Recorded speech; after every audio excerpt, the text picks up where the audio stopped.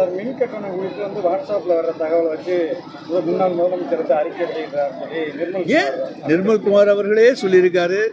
நாங்கள் ரீடிங் திருப்பி எடுக்கிறோம்னு சொல்லி அவர் சொல்லியிருக்கிறது 3,70,000 குடும்ப அட்டைகளில் தவறு ஏற்பட்டிருக்குன்னு சொல்கிறாரு. எப்படி இப்படிலாம் 2 மாதத்துக்குள்ளே எப்படி இவ்வளவு பெரிய தவறு ஏற்படும்? 45 ரூபா கட்டினவனுக்கு 1,800 வந்திருக்குன்னு சொல்லி ஒரு கணக்கு வருது. ஆக மக்களை மின்கட்டணம் குறைக்கிறோம் என்று சொல்லி ஷாக் ட்ரீட்மெண்ட் கொடுப்பதாக நினைத்துக்கொண்டு இன்றைக்கி அவங்களெல்லாம் ஷாக் அடித்து வச்சுருக்காங்க. அதுதான் இன்றைய ஆட்சியாளருடைய நிலைமை.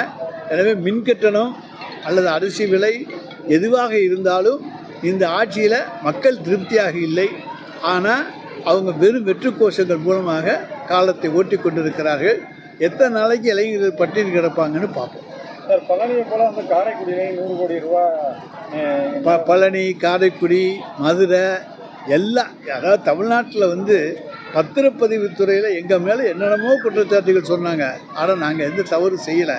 ஆனால் இவங்க ஆட்சிக்கு வந்த 2 மாதங்களில் காலே ஒரு ரிஜிஸ்டர் ஒரு துணைப்பதிவாளர் மாட்டேன்னு சொன்னால் அவரை மாற்றுறாங்க.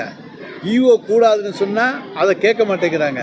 எல்லா சொத்துக்கும் கோயில் சொத்தை எவன் கேட்டாலும் பத்திரப்பதிஞ்சு கொடுக்கக்கூடிய துறையாக இன்றைக்கு பத்திரப்பதிவுத்துறையை நம்முடைய மற்ற இளைய சின்ன பிள்ளைங்களுடைய மாமா விஜய் அல்லது அண்ணன் விஜய், ப்ரோ விஜய் உருவாக்கிறார்.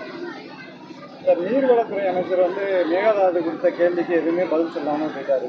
யார்? நீர்வளத்துறை அமைச்சர் அவர் பதில் சொன்னால் மாட்டிக்க விட்டு சொல்லாமல் பதில் சொன்னால் தானேங்க வம்பு. பதில் சொல்லாட்டி போயிட்டா ஒன்றும் பிரச்சனை இல்லைல்ல. பதில் சொன்னால் நீங்கள் அடுத்த கேள்வி கேட்பீங்க, அதுக்கு பதில் சொல்லணும்.